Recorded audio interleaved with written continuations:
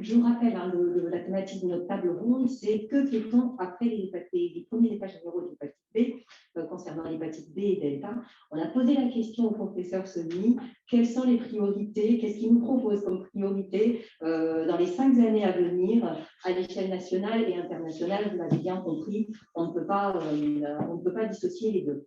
Je laisse la parole au professeur Sony.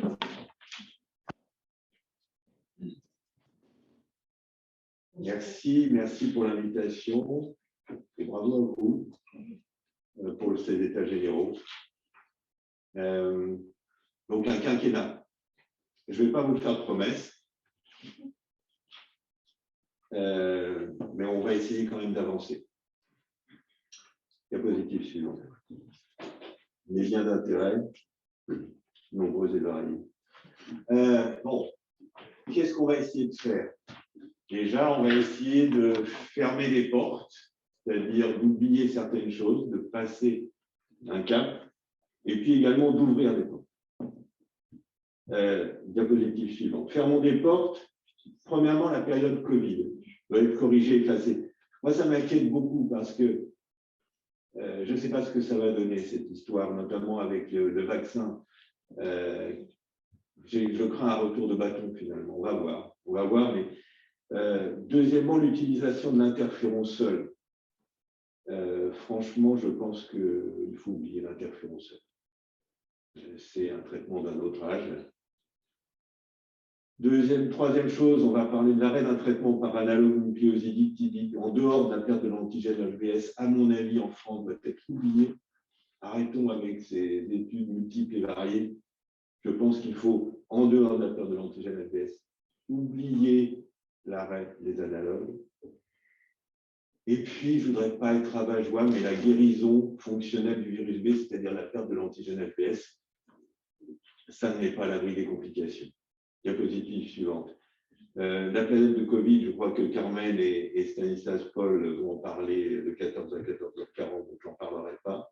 Hélène vous a parlé pour le B-delta, de l'évertide, plus ou moins du PEG interféron, mais vraiment l'interféron seul, pour le B ou pour le delta, moi j'oublie. Alors je vais juste vous parler de l'arrêt du traitement par analogue nucléosidique et puis la guérison fonctionnelle. Diapositive suivante. Donc l'arrêt du traitement, ça peut être dangereux. Ça peut être dangereux. En France, on a accès à ce traitement, il est remboursé à 100%, on sait qu'il est efficace, on sait que ça ne va pas, comme guillemets, rarement guérir. Et donc, il faut le continuer. Il y a des hépatites cytolytiques sévères qui peuvent survenir. Ça, c'est une étude qui vient d'être présentée, qui est une étude taïwanaise, 2015-2018. Vous voyez, les hépatites cytolytiques sévères à l'arrêt des analogues, et avec, parmi ces patients faisant une hépatite cytolytique sévère, de la mortalité ou de la transplantation hépatique. Donc, attention, en dehors de la perte de l'antigène HBS, je pense qu'en France, à l'heure actuelle, arrêter les analogues, ça peut être dangereux. Diapositive suivante, la guérison fonctionnelle. Alors, la guérison fonctionnelle, c'est quoi? C'est la perte de l'antigène HBS. Et c'est le but, nous dit-on, des prochains traitements. Ben, oui, bien sûr. Diapositive suivante. N'empêche que ça ne met pas à l'abri des complications. Ça, c'est une étude qui vient de paraître, étude rétrospective coréenne, pratiquement 2000 patients avec perte de l'antigène HBS. Vous voyez que l'incidence annuelle du carcinome hépatocellulaire, elle n'est pas nulle. Qu'on ait perdu sur le cliché de gauche, sur le schéma de gauche, spontanément ou sous analogue d'antigène HBS, il y a du carcinome hépatocellulaire. Sur la droite, qu'il y ait perte de l'antigène HBS sans anticorps anti-HBS ou perte de l'antigène HBS avec apparition d'anticorps anti-HBS, il y a du carcinome hépatocellulaire. Donc, la perte fonctionnelle ne met pas à l'abri de tout. Diapositive suivante. Il y a quand même de l'optimisme. Je ne voudrais pas non plus tomber la séance, mais il faut qu'on ouvre des portes. Répétons que la vaccination est efficace. Répétons-le, on va avoir à se battre, je pense, Pourquoi? Parce qu'on va payer le débat actuel du Covid. Continuons les mesures de prévention sexuelle, usage de drogue, transmission mère-enfant d'IVB, produits dérivés du sang, nosocomial dans les pays en développement. Le parcours de soins adapté aux patients, on l'a vu. Apprenons à nous servir du bulévirtide. Hélène nous a dit ce qu'on savait et ce qu'on ne savait pas. Et continuons le développement des nouveaux traitements du virus B. Et je reviens sur ce que je vous l'ai dit, la guérison fonctionnelle du virus B, perte de l'antigène APS, diminue le risque de complications, même si ça existe. Et on va aller vers une prédiction individualisée des choses. Diapositive suivante. Valérie vous a parlé des premières parties. Diapositive suivante. Éric sur le parcours de soins adapté aux patients. Et puis Hélène a fait le point. Alors, je voudrais revenir sur plusieurs points, sur la transmission mère-enfant du virus B, parce que là, on a une problématique qui n'est pas franco-française, mais surtout mondiale. Et puis, le développement des nouveaux traitements. Et puis, je reviendrai sur la guérison fonctionnelle. Diapositive suivante. La transmission mère-enfant du virus B. Diapositive suivante. Alors, c'est un gros problème dans le monde. Pourquoi? Parce que le virus B, c'est un virus qui se transmet facilement, d'accord? Et puis surtout que le nouveau-né, à partir du moment où il va être contaminé, a un risque très élevé, 9 fois sur 10, de garder de façon chronique le virus de l'hépatite B. Et donc, c'est bien sûr un engrenage terrible qui se passe dans les pays où il y a une forte prévalence de l'hépatite B et où il n'y a pas les mesures de prise en charge. Diapositive suivante. Alors, c'est quoi les étapes de la prévention de la transmission mère-enfant et du virus B? Les étapes en France, c'est quoi? C'est le dépistage systématique de l'antigène HBs chez la femme enceinte, et Valérie vous a rappelé que c'était un dépistage obligatoire. 2, la sérovaccination, c'est-à-dire débuter le vaccin et la dose d'immunoglobulines anti-HBs débutant à la naissance, dans les 12 premières heures de vie. 3, c'est la sérologie B de l'enfant vers l'âge de 9 mois pour être sûr qu'il n'ait pas été contaminé et pour être sûr qu'il est bien protégé à un taux d'anticorps significatif auprès d'une maman qui a l'hépatite B. Et enfin, 4e point, l'analogue ténophobie en fin de grossesse, s'il y a une charge virale élevée chez la mère, parce qu'on sait que dans ces cas-là, il peut y avoir que la sérovaccination perd de son efficacité. Alors, il y a des difficultés. Premièrement, l'observance des recommandations, qui n'est pas à 100%, malheureusement, notamment. Et puis, le suivi de la mère et de l'enfant qui peuvent poser des problèmes. Valérie vous a dit que, par exemple, la sérologie de BHB de l'enfant vers l'âge de 9 mois est malheureusement souvent. Puis, il y a l'accès au dépistage, surtout dans les pays en développement, l'accès au dosage ADN du virus B dans les pays en développement et l'accès aux immunoglobulines anti-HBs dans les pays en développement. Pourquoi l'accès aux immunoglobulines anti-HBs est compliqué? Parce que c'est cher et parce que ça nécessite une chaîne du froid. Diapositive suivante. Alors, on a des données OMS qui ont été rapportées, notamment par des groupes français d'épidémiologie récemment. Premièrement, ce qu'ils ont montré à partir d'une méta-analyse, c'est que le seuil à partir de laquelle la sérovaccination perd de l'efficacité, chez le seuil d'ADN du virus B, c'est aux alentours de 5,3 log, c'est-à-dire 200 000 unités. En dessous de 200 000 unités, la sérovaccination marche pratiquement toujours. Au-dessus de 200 000 unités internationales, eh bien, on commence à perdre de l'efficacité. Ce qu'ils ont montré aussi, c'est que, à défaut d'avoir le dosage d'ADN du virus B, qui est une technique compliquée, on peut avoir quelque chose de moins bien, mais qui n'est pas si mal que ça. C'est-à-dire que c'est la sérologie HBE. C'est-à-dire l'antigène HBE, finalement, est une approximation de l'ADN du virus B. Et finalement, avoir un antigène HBE+, dans les pays où on ne peut pas avoir un dosage d'ADN du virus B, eh ben, c'est mieux que rien et ça permet de définir les femmes enceintes à risque de transmettre le virus de l'hépatite B. Diapositive suivante. Et quand on a ces femmes antigènes HBE+, on peut leur donner une molécule qui est le tenofovir pour diminuer le risque de transmission vers l'enfant du virus. Diapositive suivante. Et donc, le futur dans les pays en développement sera probablement l'utilisation de tests rapides, antigène HBS et antigène HBE.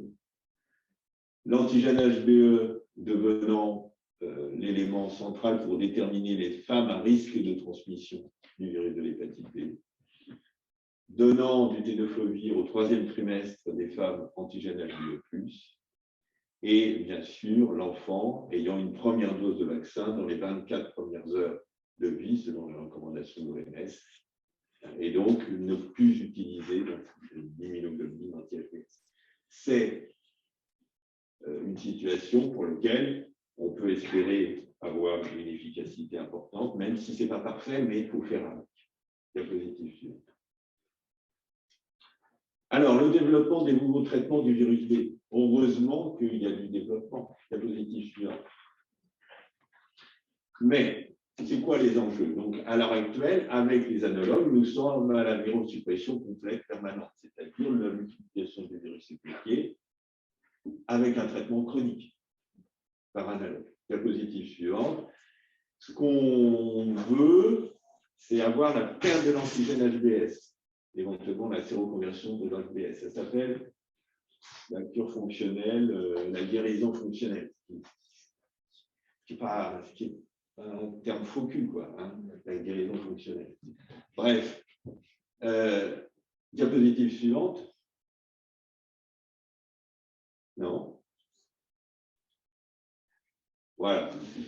En fait, si on voulait vraiment parler de guérison, il faudrait aller détruire l'ADN super-enroulé dans les noyaux et puis détruire ou inactiver l'ADN du virus B intégré dans le génome de l'hôte.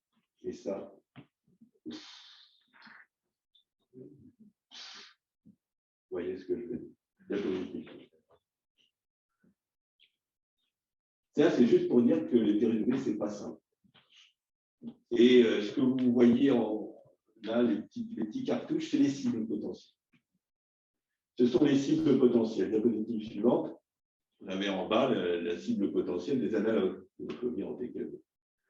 Diapositive suivante, vous avez en haut la cible du bulivertide, qui est un inhibiteur d'entrée. Et diapositive suivante, vous avez ici la cible finalement d'interféron qui modifie l'humidité plus que d'avoir un effet antigène. Et puis, alors, on peut rêver. On vient de nous présenter cette étude où on utilise des ARN interférents, où on utilise des inhibiteurs de capsid, et on regarde ce que ça fait sur le type d'antigène HBS. Ça diminue le type d'antigène HBS. Ça, c'est vrai. C'est intéressant, pourquoi? Parce que c'est une première étude, parce que l'étude suivante, on est en train de tester ça, par exemple, dans le service, avec plein d'autres services. Mais voilà, donc, on est très excité par ce genre d'approche. Mais c'est des approches pour lesquelles le résultat est encore lointain. Diapositive. Alors, la guérison fonctionnelle, j'y reviens. Diapositive suivante. Je ne voulais pas dire tout à l'heure que la guérison fonctionnelle, ce n'était pas bien. C'est important. Hein. C'est important, pourquoi? Parce que ça améliore le pronostic. Perdre l'antigène HBS pour un patient, ça améliore le pronostic. Et donc, par exemple, cette étude, qui date déjà de 2014, rétrospective coréenne, plus de 5000 patients traités initialement soit par l'amylidine, soit en TKV. Il y en a 110 qui perdent l'antigène HBS, plus médian de 6 ans. Et vous voyez, quand on regarde le risque de carcinome hépatocellulaire, eh bien, même en utilisant un score de propension, il y a beaucoup moins de carcinome hépatocellulaire en bleu chez les patients qui ont perdu l'antigène HBS par rapport en jaune sur ceux qui n'ont pas perdu l'antigène HBS. Diapositive suivante. Et là, c'est une étude qui vient d'être présentée à nouveau à la SLD. Quand ça améliore même le pronostic des patients qui ont eu un carcinome hépatocellulaire. Dans cette étude, c'est des patients qui ont été opérés d'un carcinome hépatocellulaire. Et on regarde 2 ans après la récidive du carcinome hépatocellulaire en fonction de ceux qui ont perdu l'antigène HBS et ceux qui n'ont pas perdu. Et on voit que la récidive, eh bien, elle est beaucoup plus élevée chez les patients qui ont gardé l'antigène HBS par rapport à ceux qui ont perdu l'antigène HBS. Diapositive.